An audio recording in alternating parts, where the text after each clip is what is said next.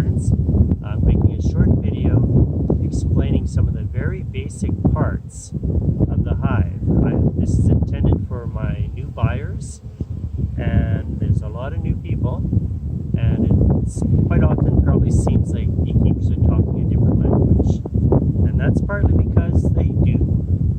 I'm going to tell you what we call things and what's common in this area of the country.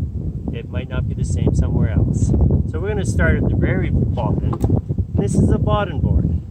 It's what the hive sits on. It might be on a pallet, it might be straight on the ground. After the bottom board, typically we'll have the beehive sitting on top of that bottom board. I'll get into the beehive a little later, but right now, if you can imagine that, it sits on here. Also with the bottom board is a little entrance reducer. For a moment here, I'm going to pretend that this is our beehive. A little entrance reducer that's sometimes used in the spring and in the fall and then in the winter.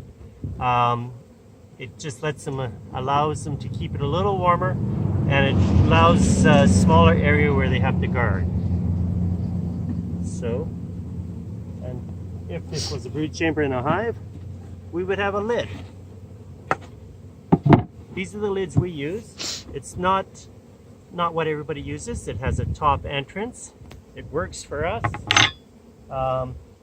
This is maybe a more conventional lid for a lot of North America, and it would fit over like this.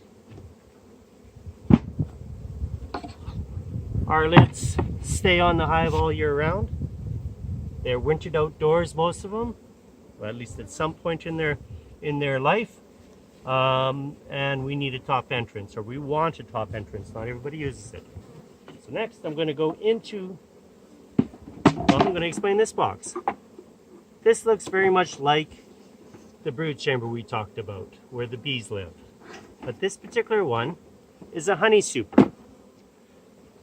Not too many things are different than a brood chamber, except typically the frames are nice light color, and this is where the bees store their honey when they have a surplus.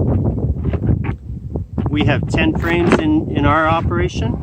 A lot of people have less. And you'll see that this wax, the wax comb, is built out.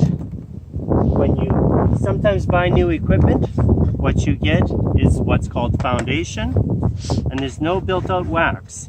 These will go into a hive, and the bees will have to make the wax to build up the comb. Typically, if we're using foundation in our commercial operation, we don't add that much foundation per honey super. We'll add 3 or 4 frames at the most, because every time the bees have to make foundation and wax, it's costing them honey production.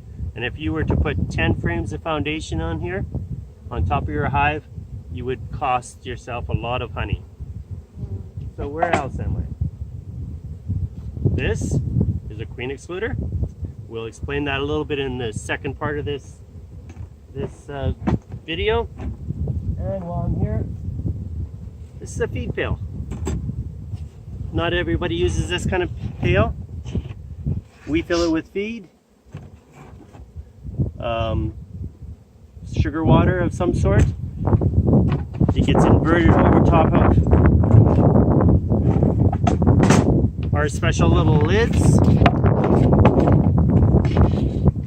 and the bees can come up through the hole from their hive and feed on the syrup. And that's the end of the first part.